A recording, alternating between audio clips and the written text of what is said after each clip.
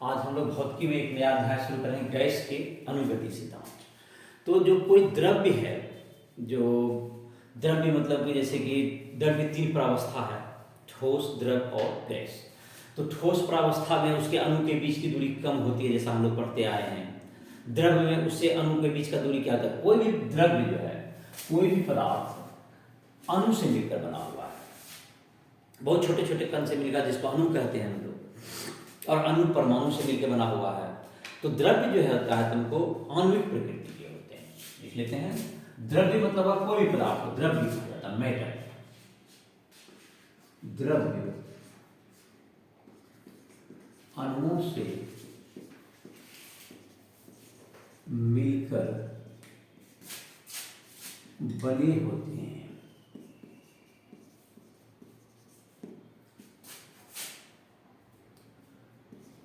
ठोस प्रावस्था में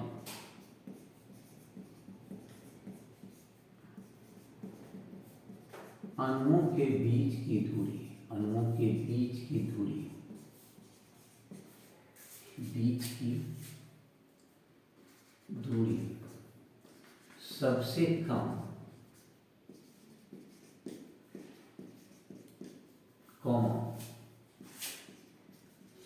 द्रव प्रावस्था में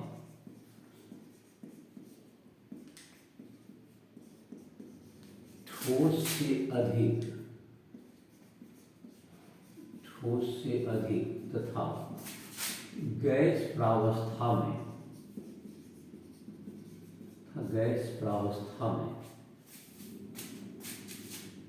सर्वाधिक होती है। गैस प्रावस्था में सर्वाधिक होती है, सबसे अधिक होती है। तो गैस प्रावस्था में अणुओं के बीच की दूरी क्या होगी? सबसे अधिक होती है। तो ये सब का तुमको हम लोग गैस का जो गुण है, उसका जो हम लोग पहले ट्रेडिशनल जो नॉलेज है उसके आधार पर पढ़ेंगे। तो गैस वगैरह का जो गुण है वह तुमको इसके अणु के आधार पर ही होगा। जब वह अणु से बनता है तो गैस की गति के, अणु की गति के आधार पर उसका विश्लेषण करते हैं, जो कि हम लोग, लेकिन इसके पहले भी हम लोग गैस के कुछ गुण को पहले से ही हम लोग ट्रेडिशनली जानते हैं। तो पहले हम लोग उसका अध्ययन कर लेते हैं उस नियम के आधार पर, और उसके बाद जो है गैस का जो है तुमको फिर अनुगति सिद्धांत के बारे में हम लोग आगे पढ़ाई करेंगे। इस लेक्चर में हम लोग पहले गैस का जो है तुमको, जैसे कि कुछ नियम है जो बना हुआ है, जो कि हम लोग पहले हम लोग जो जानकारी प्राप्त कर चुके हैं अनुगति सिद्धांत को, उसके आधार पर हम लोग फिर बाद में प्रूव करेंगे। जैसे गैस के कुछ गुण हैं जिसको हम लोग कह रहे हैं, जैसे कि है तुम्हारा बॉयल का नियम। बॉयल का नियम का मतलब हो गया तुमको कि तुमको कोई गैस है उसके लिए बॉयल, जैसे कुछ नियम है, जैसे बॉयल का नियम, चार्ल्स का नियम, ये सब फेमस नियम है। पहले इसका चर्चा हम लोग कर लेते हैं। बॉयल का नियम,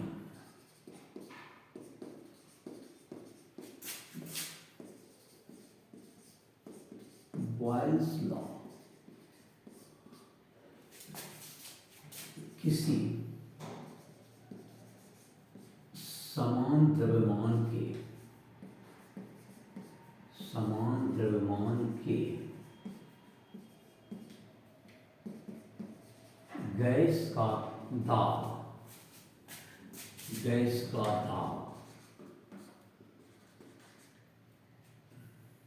उसके आयतन के व्युत्क्रमानुपाती होता है। व्युत्क्रमानुपाती होता है जब ताप समान हो। तो स्थिर ताप है, अगर स्थिर ताप पर तुमको क्या कहा जाएगा? किसी भी गैस का जो दाब होगा, दाब का इंग्लिश होता है प्रेशर, तो उसको पी से डिनोट करते हैं, दाब पी, प्रेशर का पी हो गया, समानुपाती हो जाएगा 1/v, इसको कहते हैं लोग आयतन, व्युत्क्रमानुपाती है, वॉल्यूम होता है ये, तो उसके आधार पर इसका संकेत हो गया v। तो p समानुपाती 1/v, दाब समानुपाती 1/v हो गया। तो p बराबर क्या हो गया? तुमको एक नियतांक आ जाएगा k/v, जब pv बराबर k नियत। तो पहले अगर दाब हुआ तुमको P1 और जो कि Pv बराबर K है तुमको, इसका जो कि ग्राफ आता है तुमको देखो, जैसे 1 बढ़ेगा, यहाँ एक तरफ ले लेते हैं दाब या आयतन ले लो इधर, इधर दाब। तो एक अगर घटेगा, जैसे दाब अगर धीरे धीरे घटेगा तो आयतन धीरे धीरे बढ़ जाएगा। तो इस तरह का इसका आलेख होता है। इसे इस वक्र को हम लोग कहते हैं रेक्टेंगुलर हाइपरबोला। हाइपरबोला है, अति परवल है। Rectangular hyperbola. पीवी बराबर के, पीवी बराबर के का एक कर्व हो गया। इसको कहते हैं स्थिर ताप है तो समतापी कहते हैं इसको, समतापी। Isothermal, isothermal. ये तुमको जो समतापी रहता है, ताप तो समान है तो P समानुपाती 1/V हो जाएगा, या पीवी बराबर के। तो पहले अगर किसी भी जगह पर अगर आयतन है P1 और जो है और किसी गैस का, किसी गैस का प्रारंभिक दाब P1, आयतन V1 है, जो बदलकर क्रमशः P2 एवं V2 हो जाता है, P2 एवं V2 हो जाता है। P1 V1 बराबर K हो गया एवं P2 V2 बराबर K। तो P1 V1 बराबर P2 V2, P1 V1 बराबर P2 V2। इस नियम को इस ढंग से लिख सकते हैं। जब ताप क्या हो, जब ताप एवं द्रव्यमान समान हो, तब ये नियम लागू होता है। अब इसी के अनुसार से है जैसे कि ये बॉयल्स का नियम हो गया, इसी तरह का नियम है जैसे चार्ल्स का नियम है। चार्ल्स का नियम है तुमको जुड़ा हुआ है, चार्ल्स का नियम जुड़ा हुआ है तुमको ताप और किसमें, अगर ताप और आयतन में क्या संबंध उसको बताता है। जब दाब स्थिर है तो ये सब जो नियम है तुमको इसी के आधार पर तुमको गैस का जो है तुमको जो एक समीकरण होता है, आदर्श गैस समीकरण, जिसको हम लोग PV = nRT कहते हैं, तो उसको भी हम लोग प्राप्त कर सकते हैं। तो और फिर अनुगति सिद्धांत के आधार पर इसकी व्याख्या करेंगे, दाब वगैरह की, दाब कहाँ से आता है, किस प्रकार से दाब उत्पन्न होता है गैस का। तो उसके बारे में नेक्स्ट वीडियो में चर्चा करेंगे। इसमें जो है कुछ ट्रेडिशनल जो नॉलेज है पहले से उसकी चर्चा कर रहे हैं। तो अब है चार्ल्स का नियम।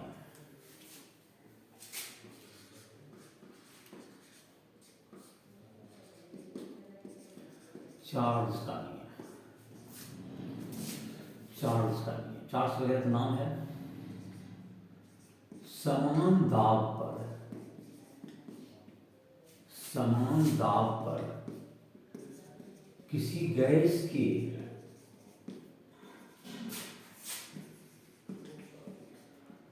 दिए हुए द्रव्यमान का आयतन,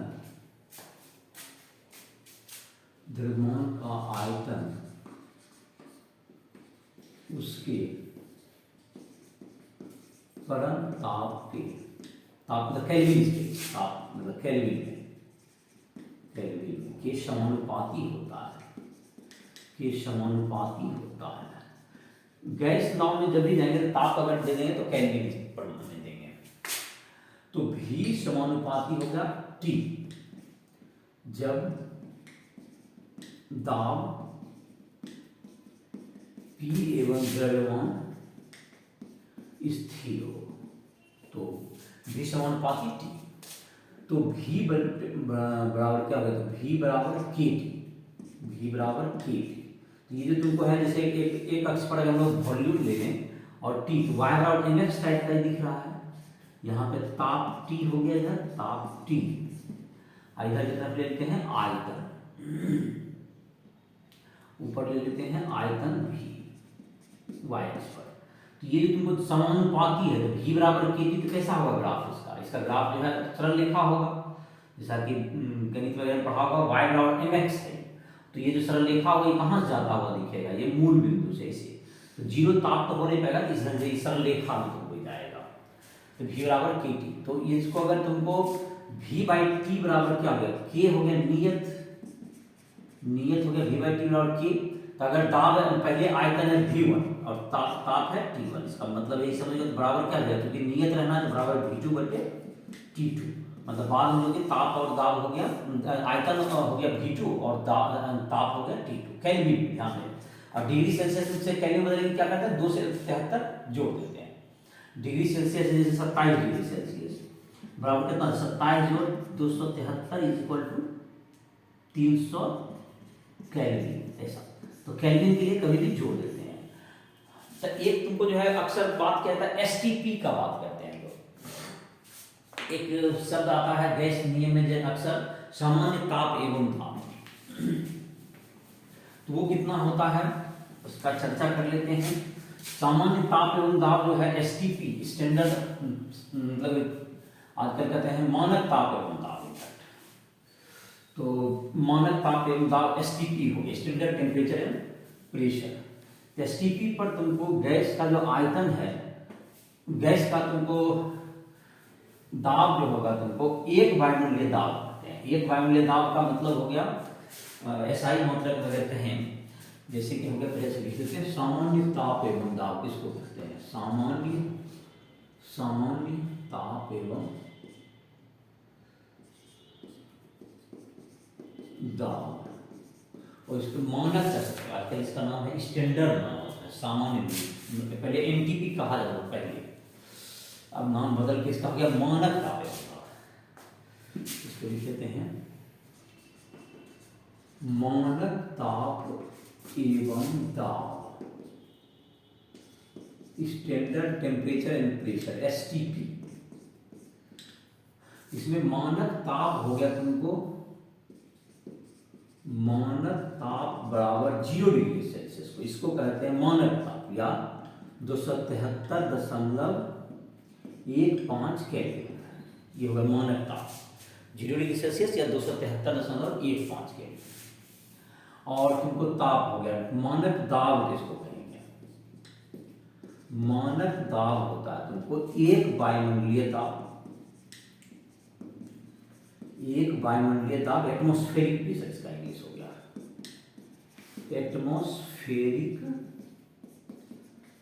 प्रेशर, एक वायुमंडलीय दाब। या तुमको 76 सेंटीमीटर पारा का दाब, मतलब बैरोमीटर में अगर पारा 76 सेंटीमीटर चढ़ जाता है मैनोमीटर में, तो ये तुमको जो एटमॉस्फेरिक प्रेशर निकालेंगे बैरोमीटर में, तो ये 76 सेंटीमीटर पारा का दाब के बराबर होगा।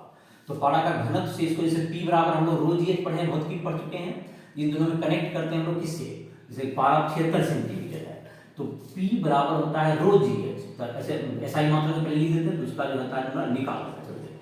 तो पी बराबर क्या होता है रो जी एच, ऐसा पढ़े हो। पारा का घनत्व होता है 13,600 गुना जी का वैल्यू 9.8 मीटर पर सेकंड, 76 सेंटीमीटर को मीटर में बदल दो, तो ये जो तुम्हारा आ जाएगा इतना पास्कल आ जाएगा दाब।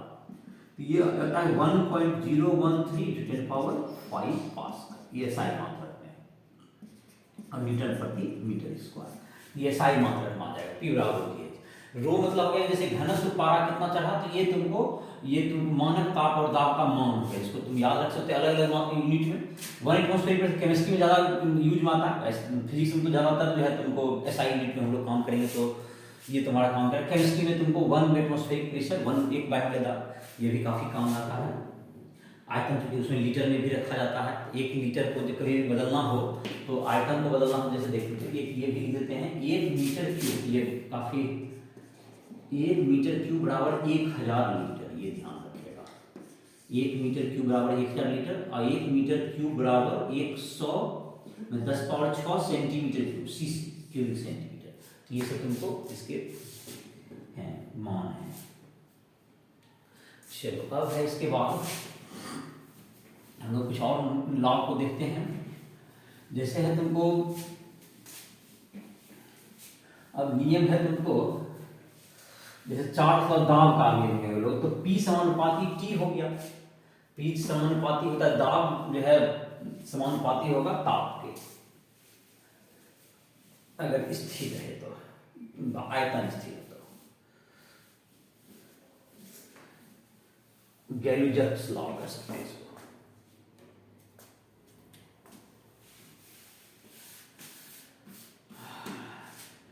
चलो लिखते हैं हम लोग पहले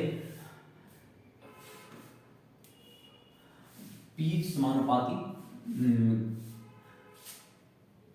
तो एक है तुमको, हम लोगों ने अभी दो नियम पढ़ा। P समानुपाती 1/V बॉयल का नियम, और दूसरा पढ़ा हमने V समानुपाती T के, V समानुपाती हो गया T के, और है तुमको गैल्यूजक का नियम। स्थिर आयतन पर किसी गैस का दाब उसके परम ताप के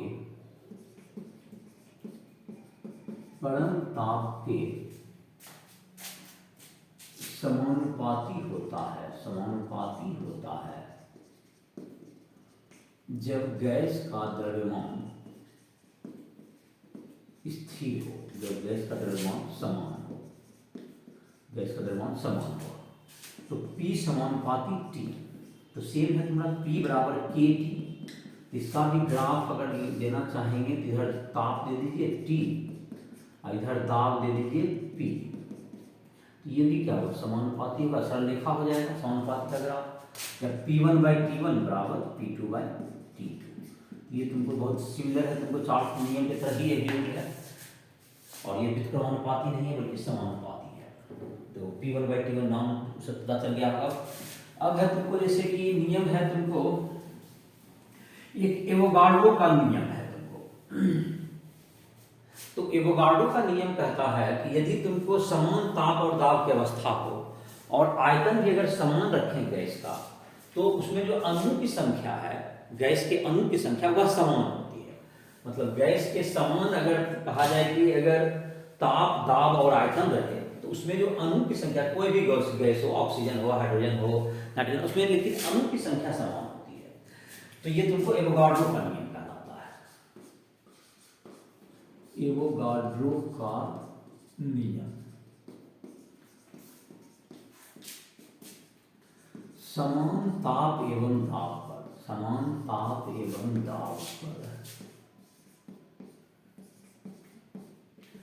समान आयतन में गैस के अणुओं की संख्या समान रहती है। इसको हम लोग कहते हैं V समानुपाती N हो गया तुमको मोल भी कर सकते हैं, मोल जैसे एक टर्म हम लोग यूज करते हैं। गैस के अणुओं की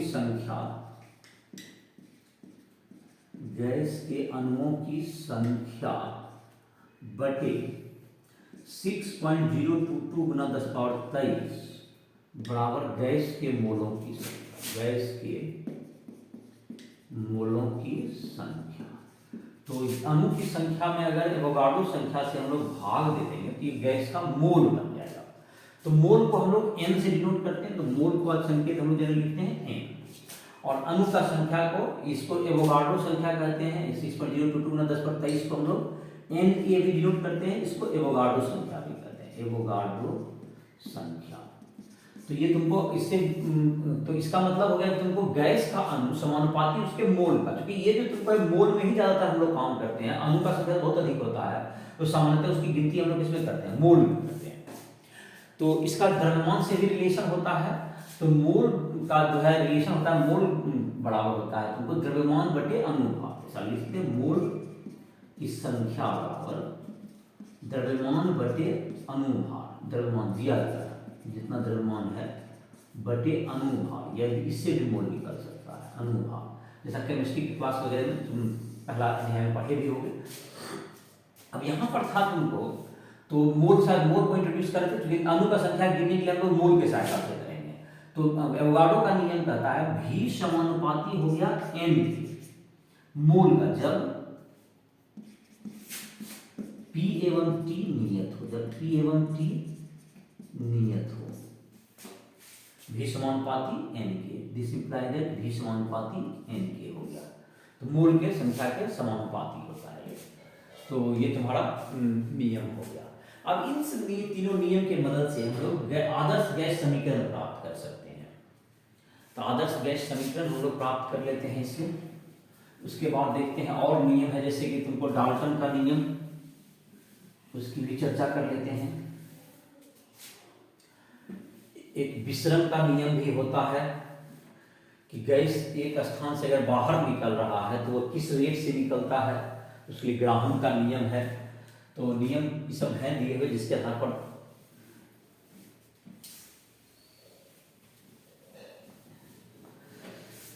चलो तो अब देखते हैं हम लोग गैस का आदर्श समीकरण या आदर्श गैस समीकरण। ये हेडिंग कर दो, चलो इसको बदल देते हैं हेडिंग को, इसको कर दो आदर्श गैस समीकरण।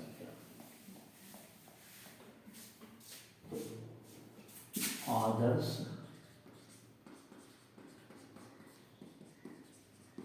गैस समीकरण, आदर्श गैस समीकरण। तो अभी तक हम लोग पढ़े हैं V समानुपाती 1/P, ये हो गया बॉयल का नियम, ये हो गया बॉयल का नियम। जब T एवं N स्थिर हो, T एवं N स्थिर हो, ऐसा N मतलब मास स्थिर हो तो मोल भी स्थिर रहेगा। दूसरा हम लोगों ने पढ़ा था V समानुपाती T, जब P एवं N स्थिर हो, इसको हम लोग कहते हैं चार्ल्स का नियम। चार्ल्स का नियम पढ़ा था। एक पढ़ा हम लोगों ने एवोगाड्रो V समानुपाती n, जब P एवं T स्थिर हो। तो अगर इन सबों को, ये एवोगाड्रो का नियम है, तो कभी तुरंत पढ़े थे, ये संयुक्त करने पर क्या आ जाएगा, V समानुपाती, तुमको हो गया, तुमको एक तो 1/, क्या है तुमको 1/P गुना T गुना N, तो NT/V समानुपाती एक नियतांक आ गया जिसको R कहते हैं, R गुना NT/P, ऐसा लिख सकते हैं हम लोग। R को कहते हैं गैस स्थिरांक, R हो गया तुमको, R हो गया गैस स्थिरांक, इसका मान स्थिर रहेगा, गैस कांस्टेंट। तो ये तुमको आ जाएगा PV बराबर, इसको V को उधर कर दें तो PV बराबर NRT। तुम्हारे किताब में म्यू RT लिखा है नीचे का बुक में, जैसे हम तो म्यू ही लिखेंगे, N लिखा करेंगे मोल को। तो इसमें तुमको ये तुमको आदर्श गैस समीकरण हो गया, ये हो गया आदर्श गैस समीकरण, आइडियल गैस इक्वेशन, आदर्श गैस समीकरण, PV बराबर NRT। तो इसमें जो है तुमको P का मतलब हो गया, P तो गैस का दाब हुआ, V हो गया आयतन, N हो गया मोलों की संख्या, R हो गया गैस नियतांक, T हो गया ताप केल्विन। जहां तक की बात रही इसका, इस समीकरण में PV बराबर NRT में तुमको PV बराबर NRT था, R का मान कितना होता है, गैस नियतांक का मान सब गैस के लिए सेम ही होता है, इसका मान होता है R बराबर 8.3 जूल प्रति मोल प्रति केल्विन, ऐसा ये तुमको हो गया। या एक मात्र यूनिट मतलब ये तो ऐसा यूनिट में हो गया, एक यूनिट जो कि केमिस्ट्री में अक्सर यूज होता है 0.083, ये होता है तुमको एटमॉस्फेरिक प्रेशर में लीजिएगा, जब प्रेशर को, दाब को लीटर में लीजिएगा, आयतन को पर मोल और पर केल्विन, ये दो यूनिट मतलब ये तुमको R का वैल्यू है, जो कि सभी गैस के लिए इक्वल होता है।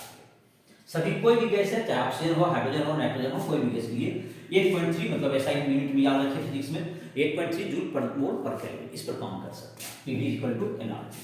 इसी के साथ में सारे गैस का जितना भी रूल है तो वो सब इसी में शामिल हो गया। कोई भी क्वेश्चन को आप इसी लॉ से अटेम्प्ट कर सकते हैं, इसमें कोई भी चीज का मान बदलेगा तो उसमें ये शामिल हो जाएगा, तुमको उसी के पता चल जाएगा। ये हो तुमको PV बराबर NRT। जैसे कि इस पर तुमको कोई भी क्वेश्चंस वगैरह को भी तुम बना सकते हो, जैसे कि तुमको इसमें दिया हुआ है, जैसे एक सामान्य क्वेश्चन तुमको बना देते हैं एसटीपी पर 1 मोल गैस का तुमको आदर्श गैस का आयतन लिखना होगा। ऐसे ऐसे क्वेश्चन लिख देते हैं, देखो एसटीपी पर गैस के 1 मोल का आयतन ज्ञात करें, आयतन ज्ञात करें। चलो देखो, जैसे इसका सॉल्यूशन है, आदर्श गैस समीकरण लिखते हैं। आदर्श गैस समीकरण PV बराबर nRT। तो P जो है तुमको STP दिया हुआ, STP का मतलब हो गया तुमको 1 STP का प्रेशर तुम्हारा होगा 1.013 इंटू 10⁵ पास्कल हो गया, ये pascal. Volume I have to calculate, volume I have to calculate. n है 1 मोल और इसका मान 8.3 और जो 273.15 ये केल्विन, 273 केल्विन के लिए। इसका जो कि तुमको V आ जाएगा, ये आ जाएगा 22.4 इंटू 10⁻³ मीटर या 22.4 लीटर कह सकते हैं इसको। तो ये तुमको वॉल्यूम आ जाएगा इसका 1 मोल। इसलिए देखो इसमें क्या किए, तुमको P का वैल्यू दिया हुआ था STP का मतलब वही बताए थे 1 एटमॉस्फेरिक प्रेशर या 1.013 10⁵ पास्कल। भी हमें कैलकुलेट करना था 1 मोल का कितना होता है, हर गैस का इतना ही वॉल्यूम होगा। एसटीपी पर अगर एक सेम टेम्परेचर प्रेशर है तो उसका 1 मोल है तो उसका वॉल्यूम इतना होगा, या 22.4 लीटर है तो उसका 1 मोल होगा, मतलब it is equivalent to STP पर। और लेकिन टेम्परेचर प्रेशर बदलिएगा तो ये वैल्यू बदल जाएगा। ये तुमको पीवी इक्वल टू एनआरटी के हेल्प से कोई भी मतलब क्या काम क्या कर सकते हैं, उसको कर सकते हैं। और किसी भी गैस के लिए ये वैल्यू हमेशा आर का वैल्यू समान होता है, आर का वैल्यू इक्वल ही रहता है। जैसे है तुमको अब है PV इक्वल टू एनआरटी के हेल्प से, जैसे कि तुमको है इसका डेंसिटी प्राप्त कर सकते हैं। ऐसे तो डेंसिटी का तुमको जहां तक फार्मूला है, डेंसिटी निकाल सकते हैं PV और एनआरटी से, घनत्व गैस का।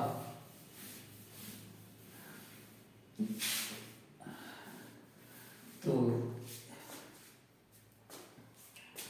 गैस का घनत्व,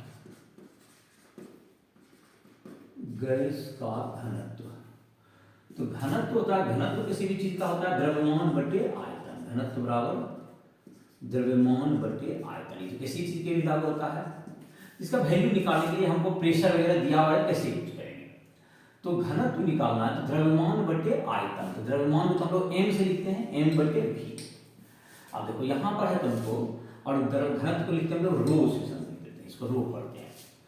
आदर्श गैस समीकरण, आदर्श गैस समीकरण PV बराबर nRT। PV बराबर n का मतलब द्रव्यमान बटे अनुभार, द्रव्यमान बटे अनुभार इंटू RT। ऐसा लिख सकते हैं, मोल का बताया था द्रव्यमान बटे अनुभार, m0 उसको लिखिए। तो P बराबर हो गया तुमको P गुना m0 को इधर कर दो, P गुना m0 बराबर V को इधर ले आओ, m/v ये घनत्व हो जाएगा और गुना RT। तो P गुना m0 बराबर रो RT, तो रो बराबर हो गया PM0 बटे RT, PM0 बटे RT। P हो गया दाब, m0 हो गया अनुभार, T हो गया ताप, T हो गया ताप। तो T तुमको हो गया ताप का मान, ये हो गया तुमको। तो इस तरह से घनत्व क्या कर सकते हैं, गैस का आदर्श गैस समीकरण से हम लोग निकाल सकते हैं। अब है तुमको जैसे कि डाल्टन का एक आंशिक दाब का नियम होता है। कोई गैस का अगर मिक्सचर हम लोग यूज कर रहे हैं, बहुत सा गैस है, तो गैस का अगर मिक्सचर यूज कीजिएगा तो उसका जो दाब होता है वह उसका दाब जो होगा तुमको एक दूसरे से इंटरेक्शन नहीं करेगा, दोनों का दाब जो होगा अपने मोल के समानुपाती होता है।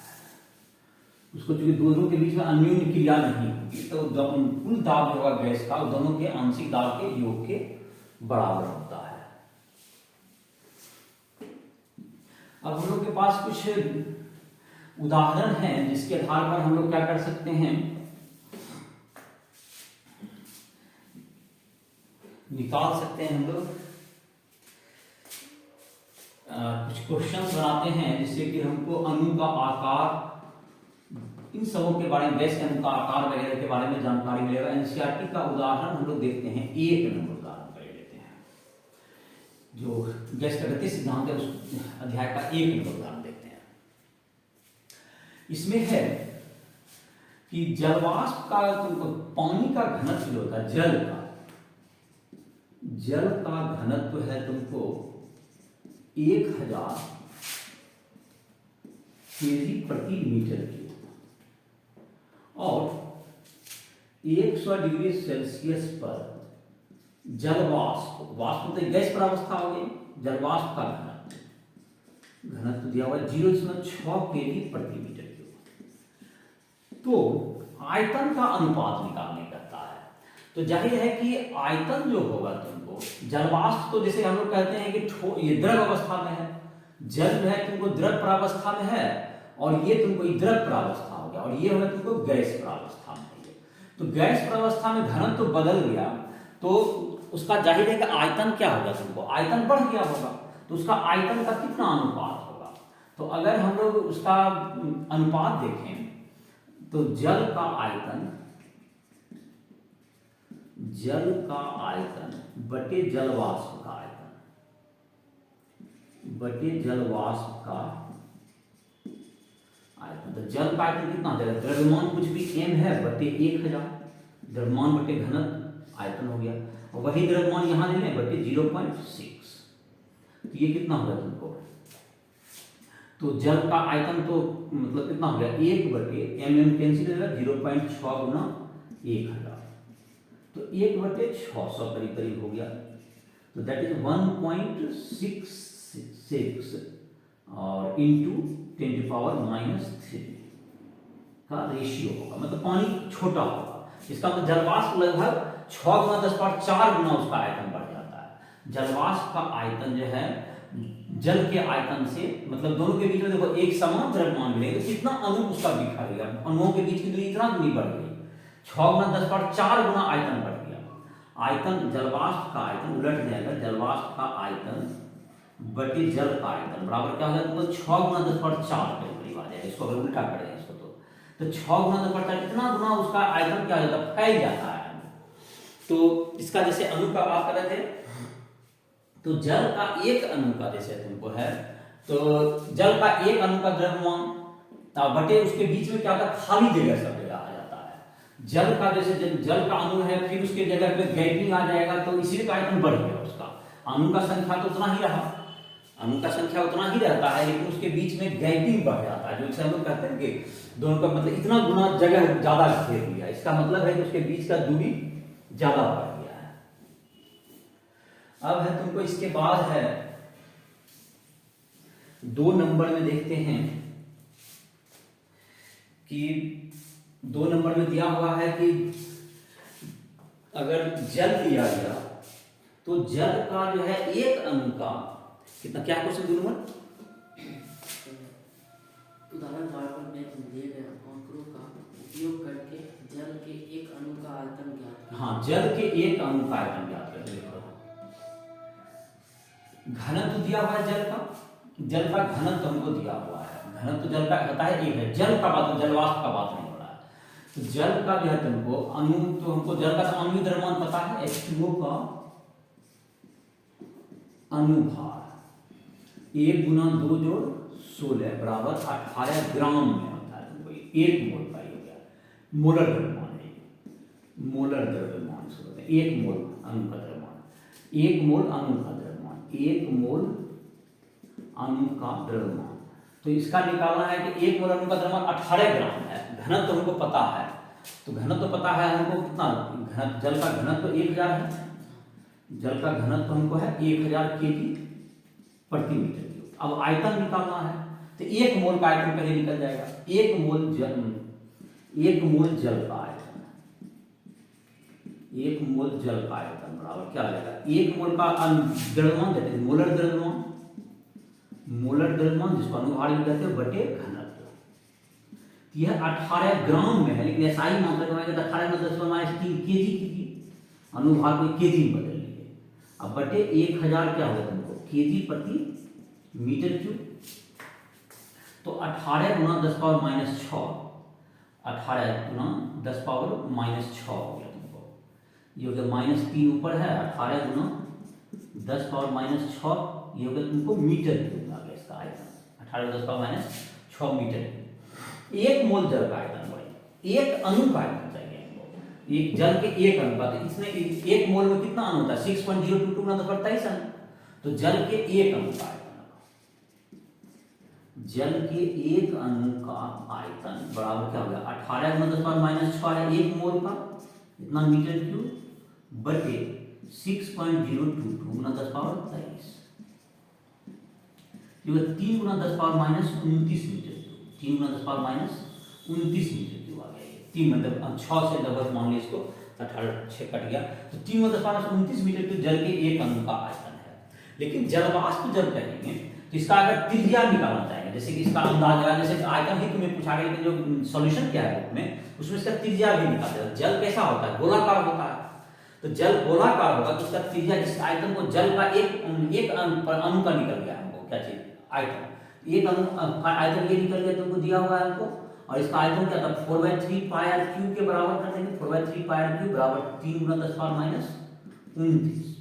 तो इससे जो त्रिज्या आ जाएगा आर लगभग तुमको आता है 2 गुना 10 पावर माइनस 10 मीटर।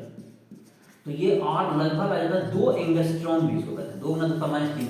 जहां परमाणु का जो आकार होता है, परमाणु का भी आकार इसी आकार में होता है। इसे परमाणु अणु इस आकार तुमको एंगस्ट्रॉम 10 पावर माइनस 10 मीटर, 10 पावर माइनस 9 मीटर, इन सबों के रेंज में होता है। 10 पावर माइनस 15 मीटर में करीब करीब हो जाता है तुमको जाकर के नाभिक का आयतन, नाभिक का आकार होता है। ये तुमको 10 पावर माइनस 10 के रेंज में उनका आकार होता है एंगस्ट्रॉम में। और अब जैसे तुम्हारा जो क्वेश्चन में है तीसरा पार्ट जो है इसका जो दिया हुआ है, अब इसके बाद जो तुमको दिया हुआ है कि इस आंकड़ा से जो भी अभी हमने निकाला, 2 एंगस्ट्रॉम लगभग किसके बीच क्या? 2 एंगस्ट्रॉम है तुमको, 2 एंगस्ट्रॉम का मतलब 2 गुना 10 पावर माइनस 10 मीटर। तो ये लगभग तुमको जल के अणुओं के बीच की दूरी निकालने के लिए दिया गया है कि इस आंकड़ा से बताइए कि जल के अणुओं के बीच की दूरी कितनी होगी, करीब करीब अंदाजा लगाइए।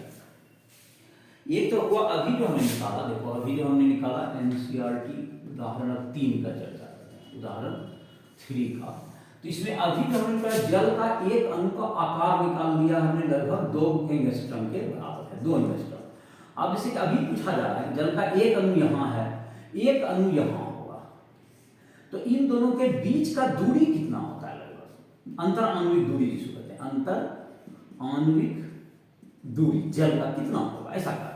तो देखो जल का जो तुमका जो घनत्व, तो उसमें जो घनत्व हम बोलेंगे उसमें जाहिर है जलवाष्प के बीच का, जलवाष्प में क्या होता है? ये पूरा आयतन फैल जाता है। ये जो आयतन देंगे जब, तो पूरा जलवाष्प प्रावस्था में लीजिए, वाष्प प्रावस्था में इसके बीच में क्या होगा? गैपिंग होगा, तो उसका आयतन कितना गुना फैल जाता है? अभी हम लोगों ने बनाया था, उसका आयतन हो जाता है जलवाष्प प्रावस्था में 6 गुना 10 पावर 166 गुना 10 पावर 3, 166 गुना 10 पावर 3 करीब करीब फैल जाता है। तो इसका जलवाष्प प्रावस्था में, तो जलवाष्प का आयतन बराबर, अभी जल का आयतन निकल बराबर जल का आयतन, जो पहला पार्ट में हम दोनों का तुलना किए थे, गुना कितना होता है? इसमें 6 गुना 10 पावर 3, इतना गुना आयतन होता है। इसका आयतन 10 गुना 3 गुना 10 पावर माइनस 29, 3 गुना 10 पावर माइनस 29 गुना क्या होगा तुमको? 166 गुना 10 पावर 3, 166 गुना 10 पावर 3, 166 गुना ये अगर तुमको 3 है तो 5 गुना 10 पावर माइनस हो गया तुमको 26, 5 गुना 10 पावर माइनस 26 मीटर क्यूब में आ गया तुमको ये। अब इसका जहां तक कि इसका दूरी निकालेंगे लगभग, तो ये तुमको जहां तक कि ये जो दूरी आता है तुमको लगभग तुमको दूरी आ जाता है इसका 40 एंगस्ट्रॉम के आसपास आता है। इसका जो दूरी आएगा 43 पाई आर क्यूब वगैरह करने से ये दूरी आता है लगभग, अंतराणु दूरी तुम आ जाएगा, ये तुमको जल का एक अणु का, जलवाष्प का अणु का आयतन हो गया। इसको करेंगे किसके बराबर? 4/3 पाई आर क्यूब, अब बराबर हो जाएगा तुमको 5 गुना 10 पावर माइनस 26। तो ये जो आर का मान आएगा, इसके बीच का दूरी लगभग 40 एंगस्ट्रम के बीच में अंतराणु दूरी, एक अणु का आकार आ जाएगा 20 एंगस्ट्रम और दूरी तक क्या आ जाएगा, दूरी बराबर लगभग 40 एंगस्ट्रम। तो 40 मतलब जलों के अणुओं के बीच की दूरी जलवाष्प में 40 गुना तक दूरी बढ़ जाती है, 40 गुना बढ़, जैसे उसका 2 एंगस्ट्रम 20 गुना बढ़ जाएगा। एक और उदाहरण दिया हुआ है इसमें, जिसमें है तुमको दिया हुआ है कि 2 गैस लिए गए हैं एक ही तुमको बर्तन में। तो जाहिर है कि डाल्टन का जो आंशिक दाब का नियम होता है वह कहता है कि जैसे कि एक बर्तन में तुमको दिया हुआ है, उदाहरण चौथा का बात कर रहे हैं, उसका दिया हुआ है कि दाब का अनुपात एक गैस बर्तन में जो कि 2 गैस दिया गया है, नियोन और ऑक्सीजन। तो नियोन गैस और ऑक्सीजन गैस के दाब का जो अनुपात है वह 3:2 है। इसका नियोन पहले है, नियोन अनुपात ऑक्सीजन, देखो क्वेश्चन, नियोन और ऑक्सीजन, पहले नियोन तब ऑक्सीजन। एनसीईआरटी उदाहरण चौथा का बात कर रहे हैं हम। दाब पहले नियोन का बटे दाब ऑक्सीजन का बराबर 3/2 है। तो इसके जो है तुमको अणु का संख्या का क्या अनुपात होगा, यही प्रश्न है। पहला नंबर में है अणु के संख्या का अनुपात। तो हम लोग जानते हैं जब एक ही परावस्था में है P भी बराबर nRT होता है सबके लिए, तो वही बात यहां पर होगा तुमको, तो दोनों के लिए VRT, तो P बटे N बराबर क्या हो जाएगा तुम्हारा, P बराबर N Guna RT by V। तो ये सब तो दोनों गैस के लिए ताप समान है, आयतन समान है, तो P समानुपाती क्या हो गया N, अर्थात क्या हो गया P दाब जो होगा तुमको, अर्थात दाब